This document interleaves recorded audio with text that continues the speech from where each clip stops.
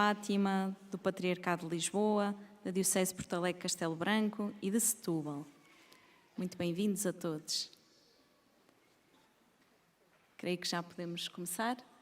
Em nome do Pai, do Filho e do Espírito Santo.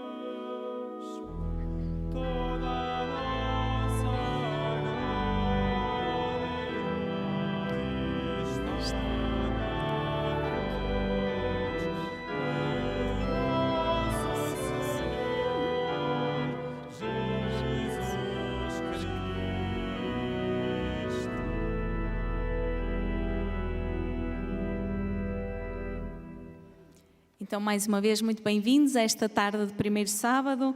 Muitos dos que estão aqui presentes certamente já não será a primeira vez, mas pergunto, como de costume, quem é que está cá pela primeira vez? Que levante o braço.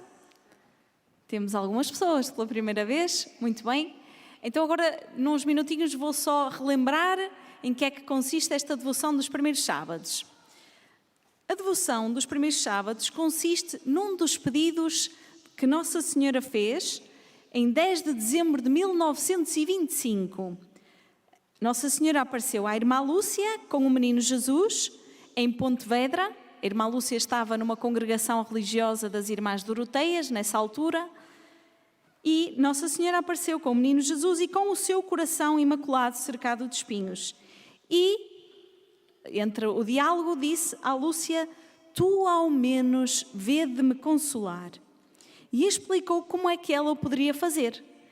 Então, que durante 5 primeiros sábados, portanto, o primeiro sábado de 5 meses seguidos, teria de rezar o terço, fazer companhia a Nossa Senhora meditando durante 15 minutos num dos mistérios do Rosário, comungar e confessar-se. Estas 4 coisas com uma única intenção: reparar o Imaculado Coração de Maria. E Nossa Senhora, nesta aparição, disse à Lúcia que a quem o fizer, ela promete assistir-lhe na hora da morte com todas as graças necessárias à salvação. É uma aparição muito bonita, faz este ano 100 anos dessa aparição, no dia 10 de dezembro, mas que hoje nós não vamos aprofundar esta aparição.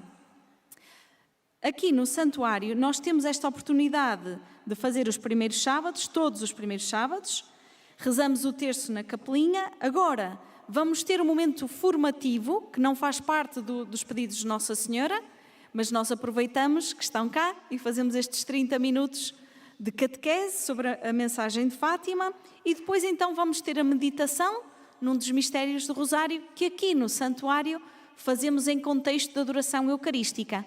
Mas quem não puder fazer aqui, pode fazer nas suas casas. Durante 15 minutos, aqui faremos durante meia hora, mas o que Nossa Senhora pediu são os 15 minutos de meditação. Então, passo agora para o momento da catequese. Aqui no santuário temos vindo a percorrer diferentes temáticas da mensagem de Fátima e este ano, em especial, temos percorrido as várias aparições. Então, creio que já conseguem imaginar qual será a aparição que hoje vamos abordar. Estamos no mês de setembro, portanto, vamos olhar para a aparição de 13 de setembro de 1917. Esta aparição, como as outras também, contém um diálogo muito interessante com Nossa Senhora, segundo aquilo que também nos descreve a Irmã Lúcia. Mas, por outro lado, também é uma aparição onde parece haver mais interação com as pessoas que já estavam na Cova da Iria, para além dos 3 videntes. Portanto, nós sabemos que depois da aparição de Maio, as pessoas souberam que uma Senhora do Céu estava a aparecer em cada dia 13 e começaram a vir também em cada dia 13. No dia 13 de setembro de 1917, já estariam aqui na Cova da Iria, porque também queriam ver Nossa Senhora, cerca de 30.000 pessoas. E muitas destas pessoas testemunharam nesta aparição de 13 de setembro vários fenómenos extraordinários. Portanto, ninguém para além dos pastorinhos viu Nossa Senhora, mas testemunharam outros fenómenos. Então é uma aparição onde parece haver já assim mais interação com as pessoas que estavam presentes. Do que Nossa Senhora disse aos videntes, queria destacar convosco hoje aqui 3 aspectos. Tudo bem? Conseguem-me ouvir bem lá ao fundo? Sim? Espero que sim. Então, o primeiro aspecto é este.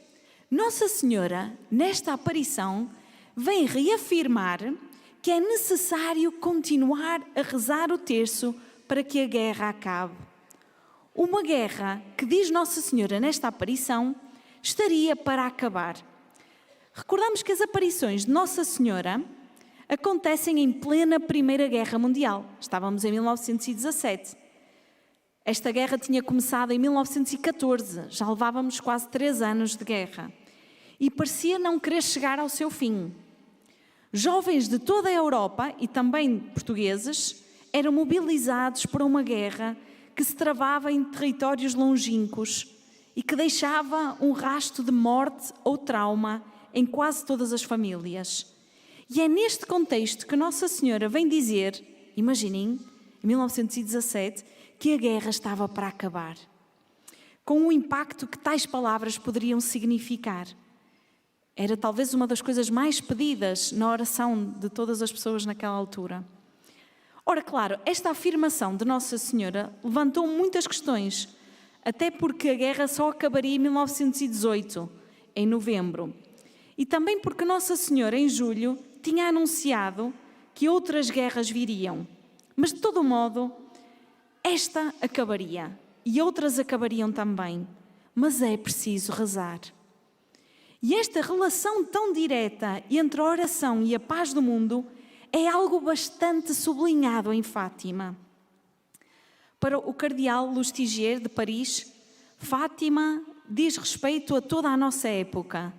Este é um autor que escrevia sobre Fátima e ele dizia: Fátima diz respeito a toda a nossa época e interroga tanto a responsabilidade de cada um no curso da história quanto a força das estruturas do pecado e do comportamento coletivo, assim como aponta para a necessidade de conversão, respectivamente das pessoas e das estruturas sociais.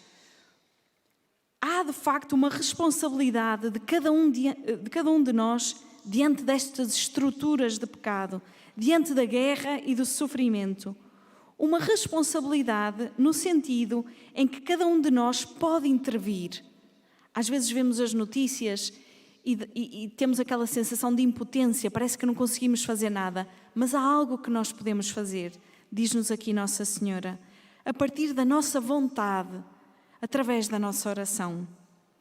Um outro autor, Clodovis Boff, explicava que, embora se possa dizer que em Fátima a paz não foi realmente objeto de um pedido específico da Virgem, mas aparece como resultado prometido da conversão e da oração. Nossa Senhora promete que a nossa conversão e que a nossa oração são um instrumento para levarmos à paz.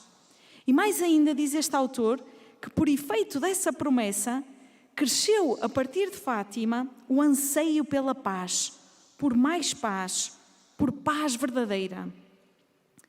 De facto, Nossa Senhora, a partir deste lugar, que significa lugar de paz, Cova da Iria significa lugar de paz, vem fazer brotar uma nascente de paz.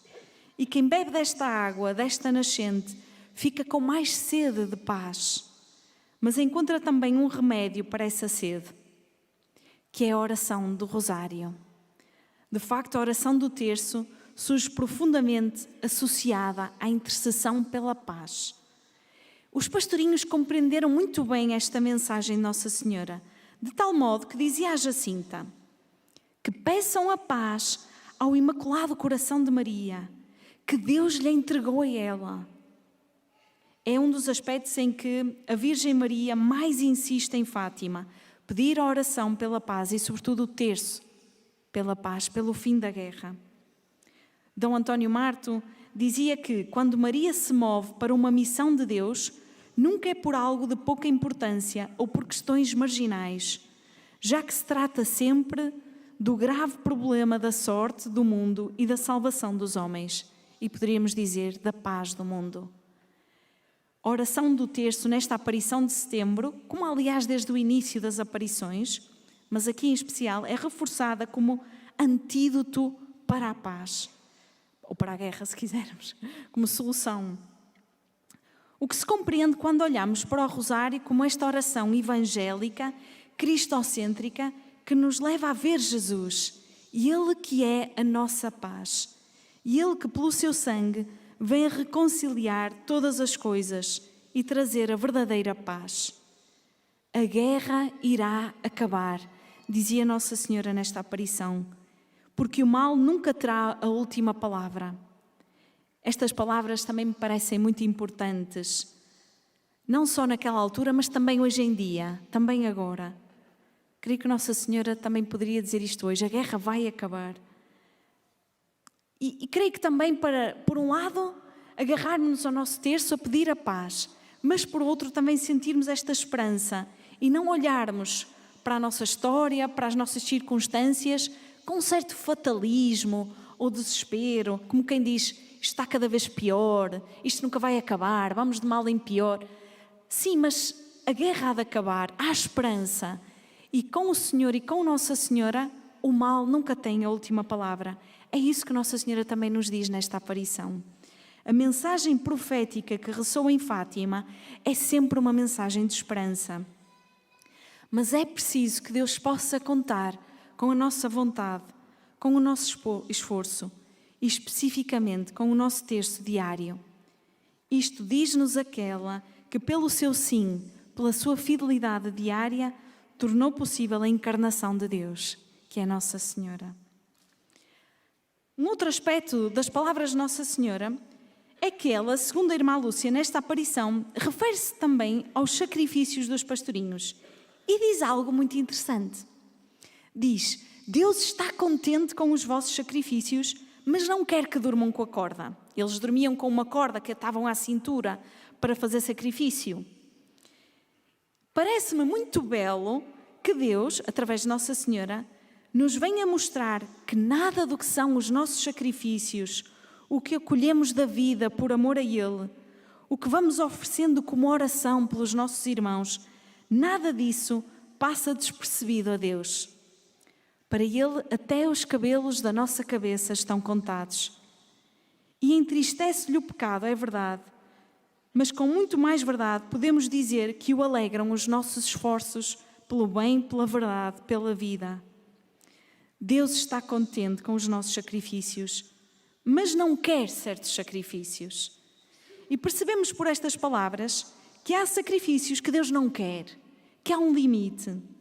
É curioso ver que muitos anos mais tarde, numa carta, a irmã Lúcia escrevia que os sacrifícios que Deus quer é que cada um cumpra os seus deveres de Estado. Isto é, que cada um seja fiel aos compromissos que implicam o seu estado de vida. Seja casado, seja solteiro, seja consagrado. Isto às vezes é mesmo mais difícil, não é? Se calhar preferíamos atar uma corda à cintura do que... Não vou dizer o que é. A este propósito, o Papa Francisco dizia em Fátima: ao pedir e exigir o cumprimento dos nossos deveres de Estado, o céu desencadeia uma verdadeira mobilização geral contra esta indiferença que nos gela o coração e agrava a miopia do olhar. Não queiramos ser uma esperança abortada. A vida só pode sobreviver graças à generosidade de outra vida. São aquelas expressões fortes que o Papa Francisco costumava dizer, mas creio que é muito bonito, que Deus conta connosco.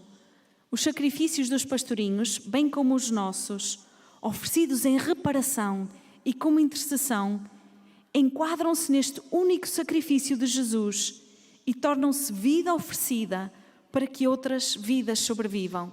E como diz o Papa Francisco, uma vida só sobrevive graças à generosidade de uma outra. E é isso que são os nossos sacrifícios hoje. Vida oferecida para que outros tenham vida, esta vida eterna. Mas ao falar em limites para esse sacrifício, Nossa Senhora indica-nos que, de facto, o que mais importa é o amor e a misericórdia que está na base, e não qualquer tipo de autodestruição. E também não aqueles sacrifícios que fazemos contrariados. É o amor e a misericórdia que está na base. É isso que deixam Deus contente.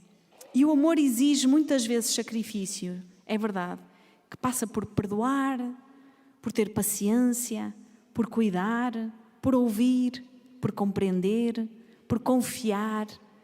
Enfim, se calhar são estes os sacrifícios que Deus mais quer e que o alegram mais. De facto, a generosidade do coração, por vezes, extravasa. E foi isso que aconteceu com os pastorinhos. Eles queriam tanto amar e fazer sacrifícios que extravasou, excedeu. E isto alegra a Deus, este excesso de amor, que cada um deseja entregar-se pelos seus irmãos como Jesus.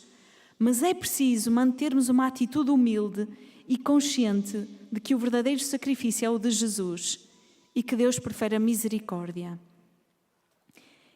É nesta mesma aparição que alguém dá um perfume e 2 cartas à Lúcia para que entregue a Nossa Senhora. E eu gosto de imaginar a pessoa que teve este gesto e pensar em como terá sido um gesto genuíno de carinho da pessoa que ofereceu. Mas parece-me também muito pedagógico a resposta de Nossa Senhora, que disse assim: isso não é muito conveniente lá para o céu. O perfume e as cartas. E pensava que esta é uma tendência que podemos facilmente ter, que é que Deus venha nos pedir a nossa conversão, o nosso terço diário, os nossos sacrifícios, e nós queiramos dar-lhe um frasquinho de perfume. Faço-me entender? Queiramos dar-lhe outra coisa qualquer, que é boa, é bom, mas se calhar não é bem isso que Deus está a pedir, não é o conveniente lá para o céu. Então talvez seja a hora de começarmos a oferecer a Deus mais daquelas coisas que são convenientes para o céu, com a certeza de que a poupança do céu rende 100 por 1, e cada gesto de amor cobre uma multidão de pecados, e cada terço que rezamos é um avanço pela paz. Um terceiro aspecto destas palavras de Nossa Senhora, desta aparição, é que ainda nesta aparição ela vai garantir que em outubro fará um milagre. E acrescenta que virá São José dar a paz ao mundo, Nossa Senhora das Dores, Nossa Senhora do Carmo. Mas para além disso, responde também aos pedidos de muitos que ali tinham ido para pedir a cura de alguém ou a conversão de outros. Nossa Senhora nesta aparição vai dizer à Lúcia: uns curarei, outros não. A jovem Lúcia, ao descrever esta aparição, diz como ficou comovida quando percorria o local, não é? Percorria o caminho para o local das aparições e via todas aquelas pessoas que se ajoelhavam, esticavam as mãos ou suplicavam por ajuda. Ela dizia que lhe faziam pensar nas cenas do Evangelho, em que multidões iam ter com Jesus para serem curados. Com efeito, são cenas que parecem saídas do Evangelho e que falam do desejo que nos habita de ver a Deus, de sermos tocados, curados, salvos por Ele. E se nos comove pensar no sofrimento, na angústia, no desejo do coração daquelas pessoas, como comovia a irmã Lúcia, quanto mais podemos pensar que tocam o coração de Deus os sofrimentos de toda a pobre humanidade, segundo uma expressão usada pela mesma Lúcia. Ao longo de toda a vida da Lúcia, e foi uma vida realmente longa, foi esse sinal da presença de Nossa Senhora para tantos que continuaram a recorrer a ela, por meio de cartas, mas também procurando-a no convento, ou nas vezes em que saía do convento por algum motivo, que foram tocando também o coração da irmã Lúcia. Ao longo de toda a sua vida, tanta gente a procurava, como naqueles dias de aparições. Agora era por cartas, mas iam ter com ela a pedir que intercedessem por eles. Ela escrevia no seu diário, 1 de outubro de 1995, a altura em que estava no convento carmelita de Coimbra. Escrevia assim a irmã Lúcia: saí para cumprir com o dever de votar. Ao chegar, maior multidão me esperava, de tal forma que com muita dificuldade se conseguia romper. Máquinas de fotografias, filmes, TV, etc. Ao sair igual, e pais com crianças ao colo pedindo para as beijar, tocar, etc., como se fosse Jesus, a quem os israelitas apresentavam os seus filhos pequeninos. E escrevia a irmã Lúcia: pedi para todos eles as bênçãos do Senhor, com a maternal proteção da Mãe do Céu. O agente da TV aproximou-se com um micro, pedindo-me uma mensagem para a TV. Respondi: peço a Deus a graça para os nossos governantes, de governarem a nação em paz, conscientes de que Deus colocou entre nós o altar do mundo, onde vêm de todas as partes numerosas peregrinações rezar com fé, esperança e amor, que nós devemos ser testemunho vivo e agradecido por termos sido escolhidos para a terra de Santa Maria. Eu lia isto da irmã Lúcia e pensava que Fátima continua a ser esse lugar onde estendemos os braços e dobramos os joelhos à procura de cura e de salvação, mas que também nos convoca a cada um de nós para nos tornarmos, como a irmã Lúcia, testemunhas desse amor que Deus derrama continuamente na humanidade, através dos meios ordinários, como os sacramentos, em especial a Eucaristia, onde Jesus está presente em corpo, e também por outros meios, mas que sejamos este testemunho, que venham ter connosco também com esta percepção de que podemos ser também intercessores. Esta aparição de setembro, como dizia no início, já contava também com uma certa interação com as 30.000 pessoas que estavam presentes aqui na Cova da Iria. E isto dá-se também através de fenómenos extraordinários que foram percebidos por muitos.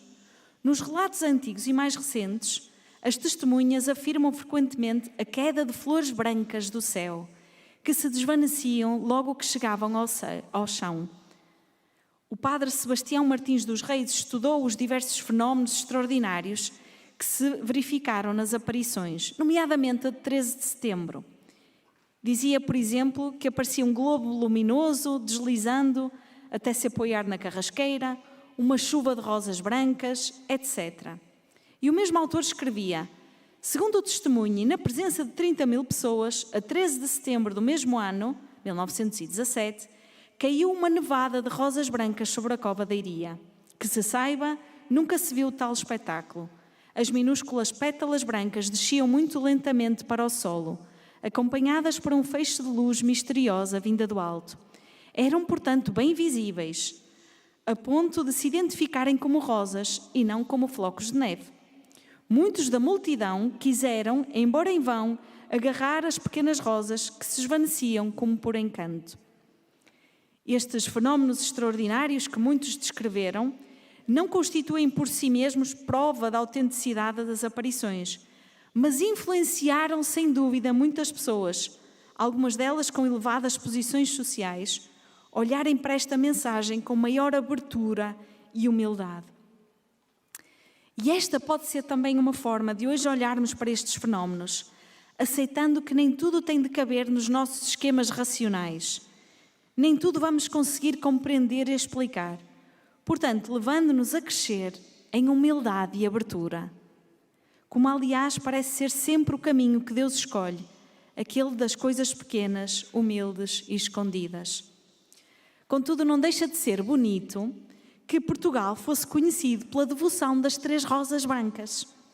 De facto, ao longo do século XIX, no catolicismo português, tinha sobressaído a nível devocional 3 núcleos fundamentais, que era a devoção pelo Papa, o culto mariano e o culto eucarístico, que eram conhecidos como a devoção das 3 rosas brancas. Para além disso, a rosa branca é a flor de Nossa Senhora de Fátima, como vemos tantas vezes no seu andor. Então, neste sentido, esta chuva de rosas recorda-nos a chuva de graças que nos vem de cada rosário rezado, de cada Ave Maria que passa pelos nossos lábios. A irmã Lúcia, num dos seus livros subordinado e num dos temas dos livros sob o título Apelo à Perseverança no Bem, do ano 2000, citava a mensagem do dia 13 de setembro e desenvolve o tema do nosso primeiro ponto de hoje, que é: continuem a rezar o terço para alcançarem o fim da guerra. Então a irmã Lúcia escrevia assim: a mensagem pede que continuemos a rezar o terço, que é a fórmula de oração que está mais ao alcance de todos, grandes e pequenos, ricos e pobres, sábios e ignorantes. Todas as pessoas de boa vontade podem diariamente rezar o seu terço. Por certo que, no momento, a mensagem referiu-se à guerra mundial que então afligia a humanidade. Mas esta guerra é também o símbolo de muitas outras guerras que nos cercam e das quais precisamos conseguir o fim, com a oração e o nosso sacrifício. E dizia a irmã Lúcia: penso nas guerras que nos movem os inimigos da nossa salvação eterna, o demónio, o mundo e a nossa própria natureza carnal. Continuai a rezar para alcançar a paz, que é o fruto da vitória conseguida sobre todas as tentações que nos arrastam pelos caminhos opostos à lei de Deus. E ela continuava: Jesus Cristo é claro, nem tudo o que me diz Senhor, Senhor, entrará no reino dos céus, mas sim aquele que faz a vontade de meu Pai. Por isso nos diz a mensagem: continuai a rezar o terço para alcançar o fim da guerra. Então que esta aparição de setembro nos recorda aquelas coisas que servem para o céu, que são convenientes para o céu, aquelas que não passam, que têm validade eterna, nomeadamente a nossa oração e, em especial, o terço em favor da paz. Neste tempo em que ouvimos falar tanto de guerra e de todas aquelas atrocidades na Palestina, na Ucrânia, enfim, em tantos outros lugares do mundo, é urgente a nossa oração e, sobretudo, o nosso terço pela paz, e que, sem dúvida, podemos ter esta certeza que desencadeará uma chuva de bênçãos, uma chuva de graças sobre nós e sobre toda a humanidade. Vamos aguardar agora a presença de Jesus na Eucaristia, que vai ficar entre nós. Durante a oração inicial e na bênção final, os que puderem poderão ajoelhar. Durante a meditação, poderemos estar da forma que mais nos ajudar à meditação.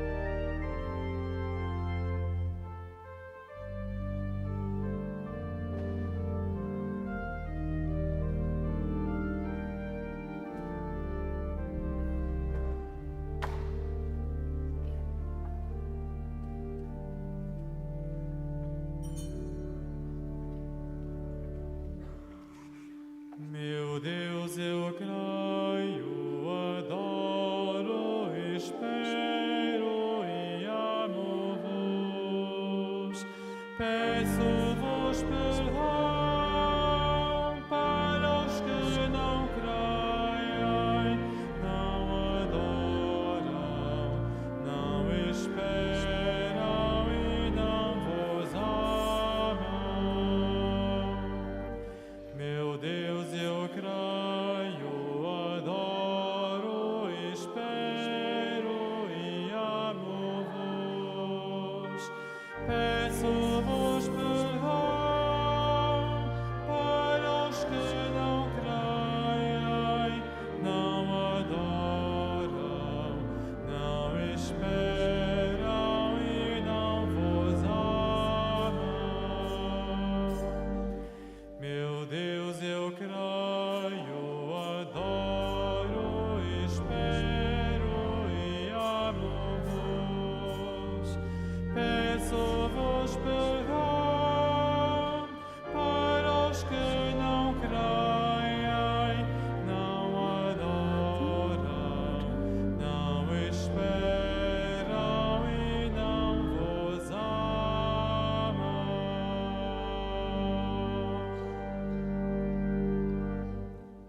Santíssima Trindade, Pai, Filho e Espírito Santo, adoro-vos profundamente e ofereço-vos o preciosíssimo corpo, sangue, alma e divindade de Jesus Cristo, presente em todos os sacrários da terra, em reparação dos ultrajes, sacrilégios e indiferenças com que Ele mesmo é ofendido, e pelos méritos infinitos do seu Santíssimo Coração e do coração imaculado de Maria, peço-vos a conversão dos pobres pecadores.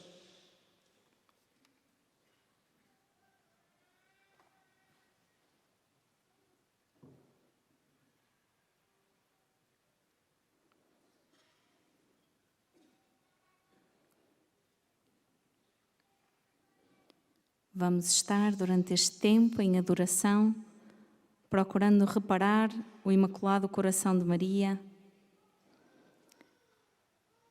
Estamos diante do Senhor e com Ele vamos meditar no mistério da morte de Jesus. Do Evangelho segundo São João. Jesus, levando a cruz às costas, saiu para o chamado lugar da caveira, que em hebraico se diz Gólgota, onde o crucificaram, e com ele outros dois, um de cada lado, ficando Jesus no meio. Os soldados, depois de terem crucificado Jesus, pegaram na roupa dele e fizeram 4 partes, uma para cada soldado, exceto a túnica. A túnica, toda tecida de uma só peça de alto a baixo, não tinha costuras. Então os soldados disseram uns aos outros: não a rasguemos, tiremo-la à sorte para ver a quem tocará.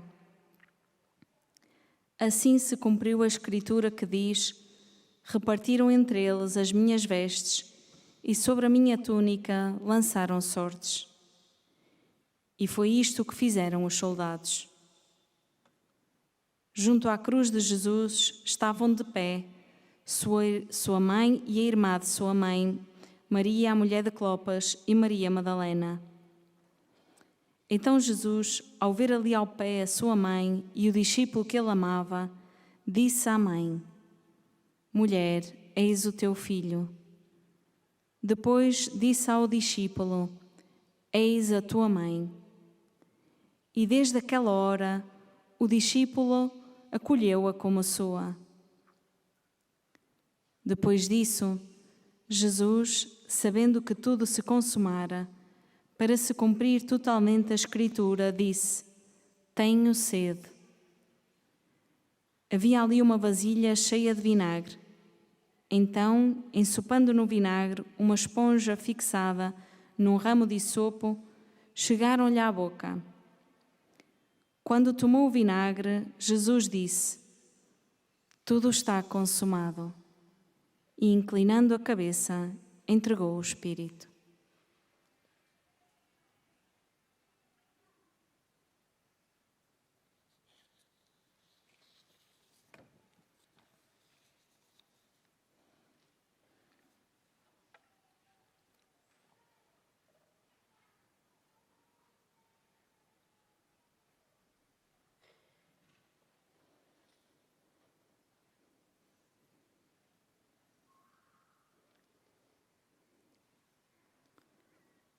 Jesus é crucificado. E a frase do Evangelho de João, que descreve a crucifixão, não tem adjetivos ou advérbios de modo. Não é dito que Jesus é injustamente crucificado, ou horrivelmente morto, ou escandalosamente humilhado, mas simplesmente crucificado naquele lugar. Não são necessários adjetivos, nem pontos de exclamação, pois cada palavra e gesto de Jesus já diz tudo o que é preciso dizer acerca da radicalidade da sua entrega por nosso amor. Não se trata de um drama épico ou de uma tragédia grega que pretende emocionar os espectadores, nem sequer é um duelo de titãs entre Deus e a morte. É uma vitória silenciosa sobre a morte e sobre o mistério do mal. Jesus, morrendo, vence a morte. Deixando-se prender pelos laços do mal, liberta-nos deles. Jesus vai mesmo até ao fim, assume o pior da nossa condição, a morte aparentemente irreversível. Mas, como nos diz o poeta John Donne, também sem pontos de exclamação, um pequeno sono passado e acordamos eternamente, e a morte já não existe mais. Morte, também tu morrerás. Na cruz, a morte não é sequer um inimigo a abater, mas apenas um momento, uma passagem. Nesta escura cena do Calvário, é para Jesus que somos convidados a olhar, como nos será recordado na liturgia da festa da exaltação da Santa Cruz, que se celebra a 14 de setembro. O Evangelho desse dia, de João, diz: assim como Moisés ergueu a serpente no deserto, assim também é necessário que o Filho do Homem seja erguido ao alto, a fim de que todo o que nele crê tenha a vida eterna. Tanto amou Deus o mundo que lhe entregou o seu Filho unigênito, a fim de que todo o que nele crê não se perca, mas tenha a vida eterna. Assim como o povo no deserto tinha de olhar para a serpente erguida ao alto para ser curado, também nós precisamos de olhar e acreditar em Jesus, erguido na cruz para ter a vida eterna. Santa Jacinta, ao ouvir a prima Lúcia contar os sofrimentos de Nosso Senhor na sua paixão, entristeceu-se e chorou. E diz-nos a irmã Lúcia que muitas vezes depois pedia para lhe repetir.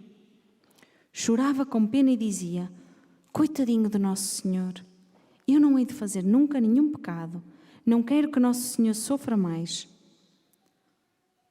De facto, o pecado é tudo aquilo que nos afasta de Deus, que nos leva a desviar o olhar dele e, portanto, a ficar-nos espiritualmente doentes, cada vez com menos fé, menos esperança e menos caridade. A paixão de Jesus despertava no coração dos pastorinhos um desejo de serem mais santos, mais amigos de Deus, de não pecarem mais.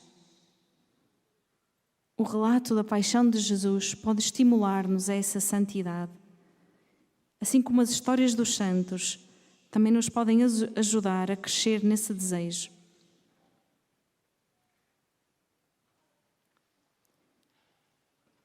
Será que procuro rezar os mistérios da paixão de Jesus?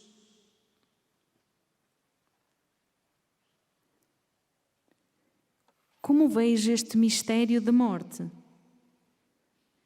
Será que confio em Jesus e na sua promessa de vida eterna?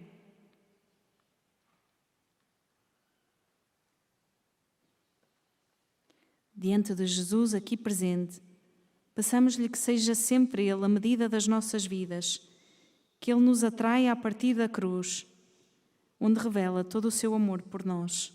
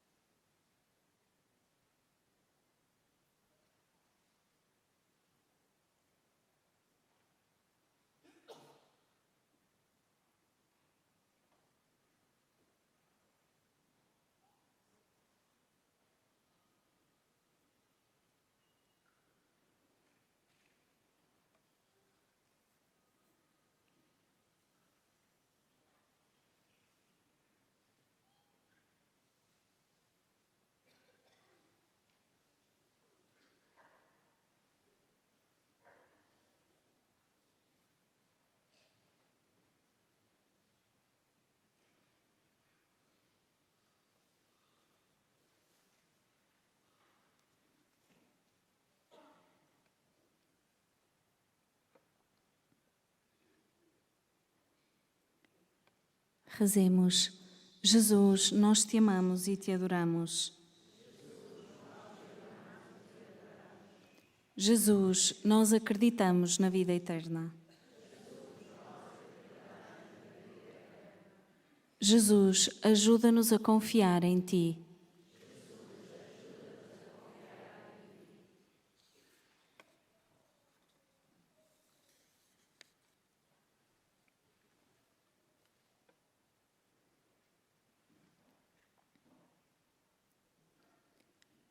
Diz-nos o texto de São João que a túnica de Jesus era tecida de uma só peça de alto a baixo. Esta expressão, uma só peça, recorda-nos expressões similares usadas por São Paulo quando, por exemplo, na carta aos Efésios escreve: há um só corpo e um só Espírito. Há um só Senhor, uma só fé, um só batismo.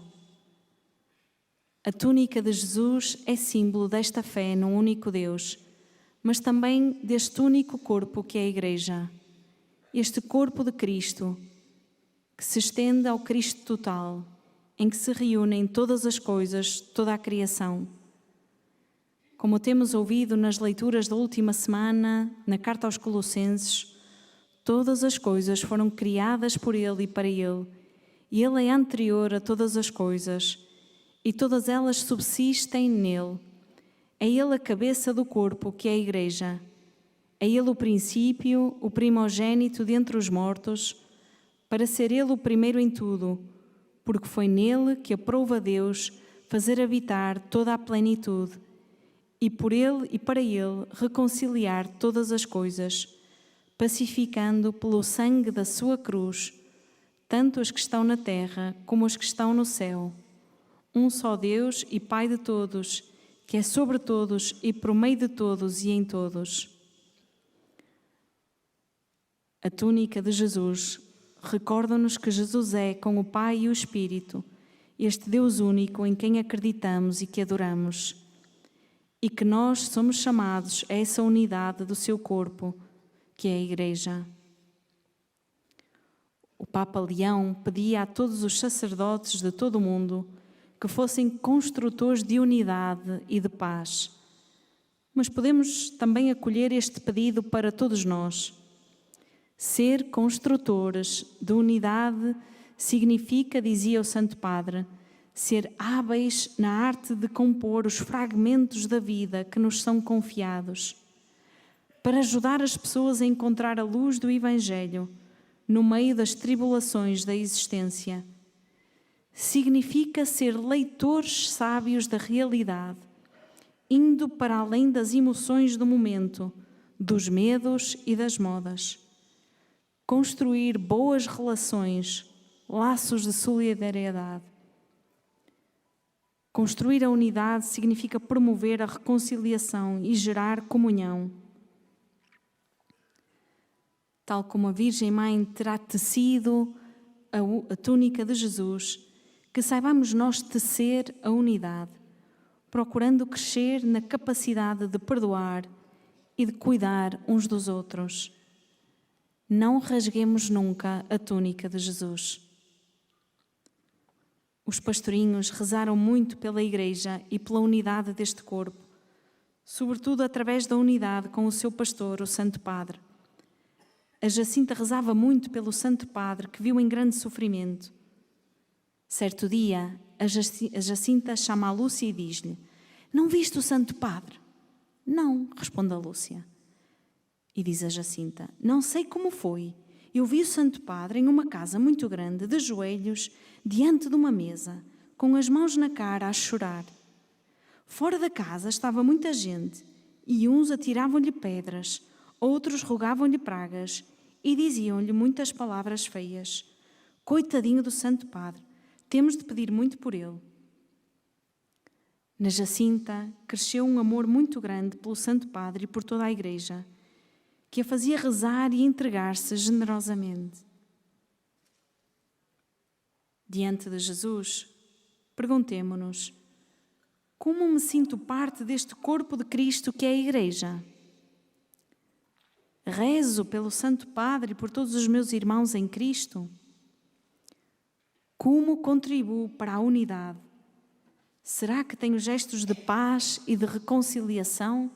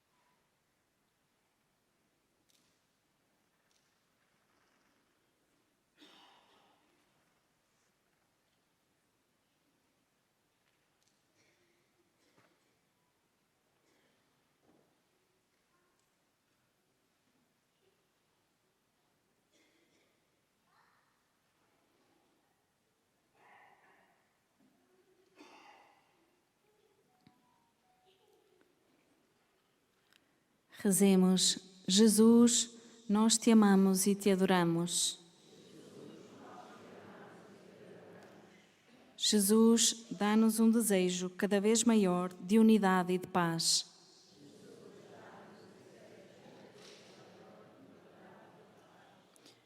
Jesus, ajuda-nos a crescer em amor à Igreja e ao Santo Padre.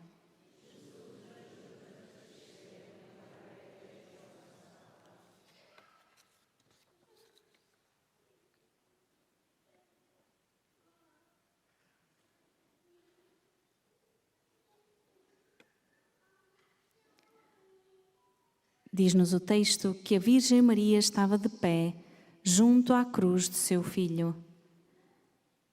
A Virgem Mãe, aos pés da cruz, revela toda a sua maternidade. Ali, aos pés da cruz, ela é a mãe que nunca abandona o seu filho e que vive com ele os mesmos sofrimentos no íntimo do seu coração.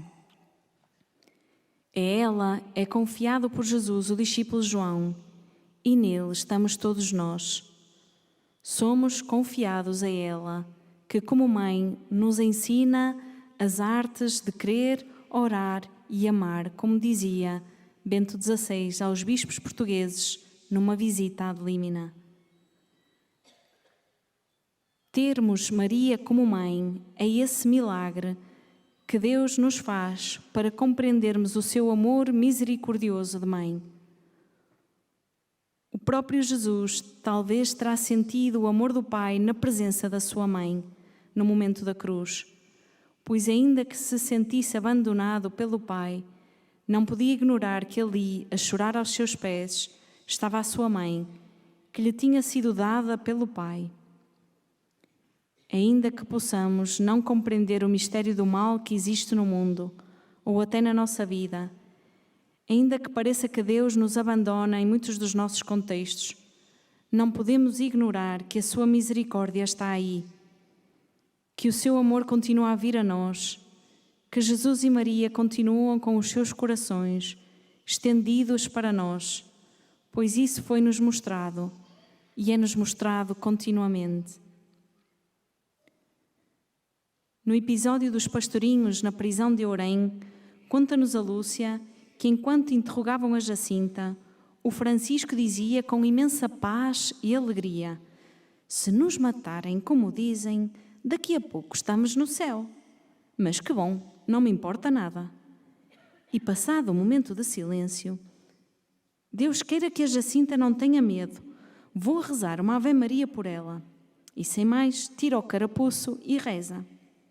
O guarda, ao vê-lo em atitude de rezar, pergunta-lhe: que estás a dizer?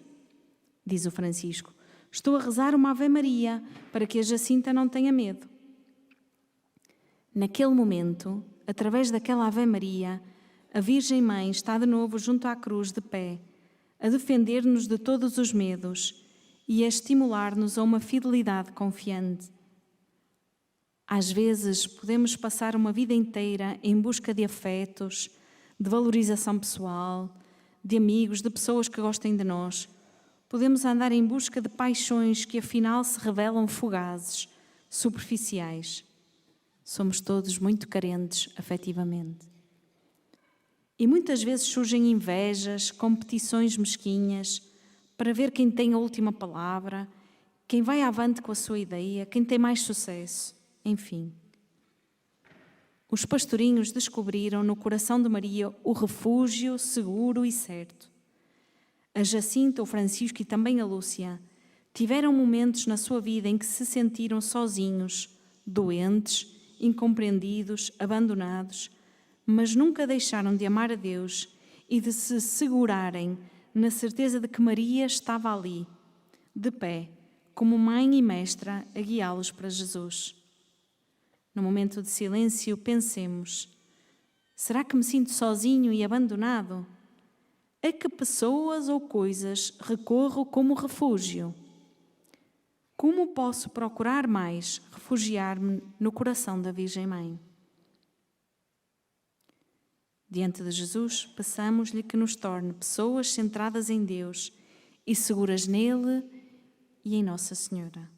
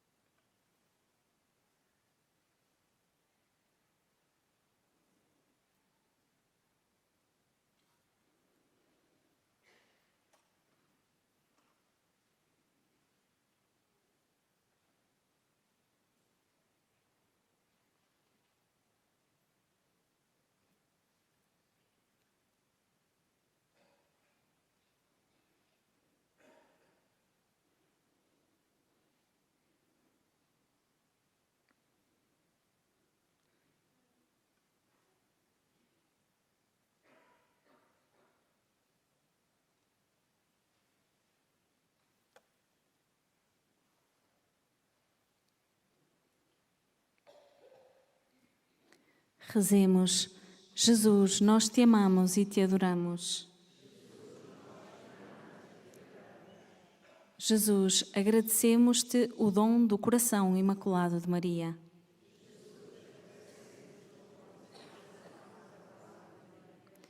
Jesus, torna-nos pessoas centradas em ti.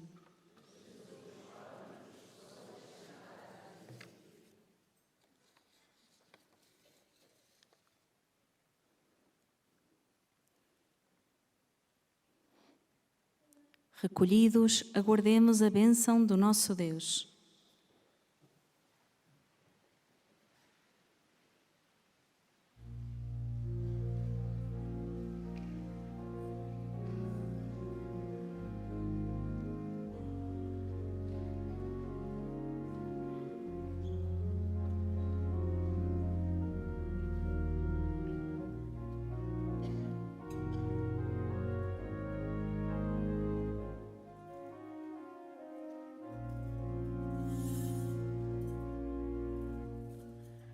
Tantum ergo sacramentum veneremur cernui, et antiquum documentum novocedat ritui, prestet fides supplementum sensum defectui. Genitori, genitoque, lauset jubilatio, salus honor virtus quoque, sit et benedictio, procedenti caput roque, comparsit laudatio.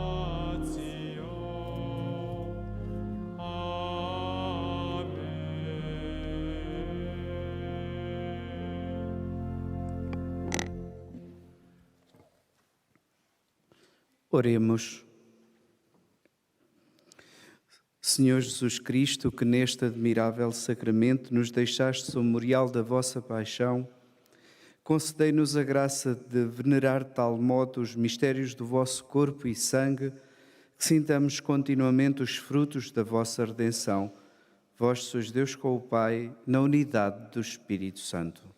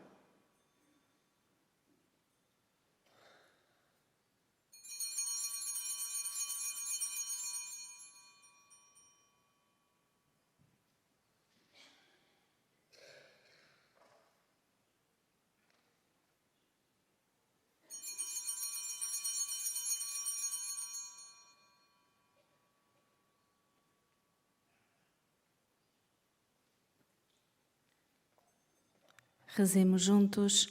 Bendito seja Deus, bendito o seu santo nome, bendito Jesus Cristo, o verdadeiro Deus e verdadeiro homem, bendito o nome de Jesus, bendito o seu sacratíssimo coração, bendito o seu preciosíssimo sangue, bendito Jesus no santíssimo sacramento do altar, bendito o Espírito Santo Paráclito, bendita a excelsa Mãe de Deus, Maria Santíssima, bendita a sua Santa e Imaculada Conceição, bendita a sua gloriosa Assunção, bendito o nome de Maria, Virgem e Mãe, bendito São José, seu castíssimo esposo, bendito Deus nos seus anjos e nos seus santos.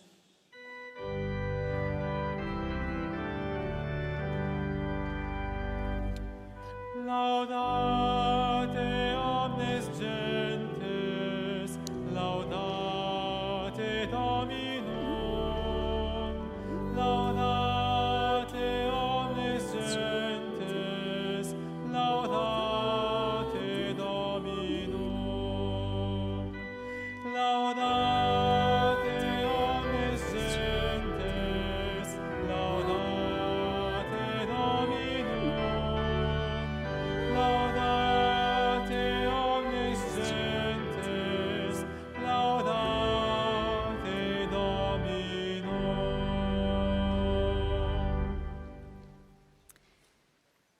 Então, um bom regresso a vossas casas e até ao próximo primeiro sábado, se Deus quiser.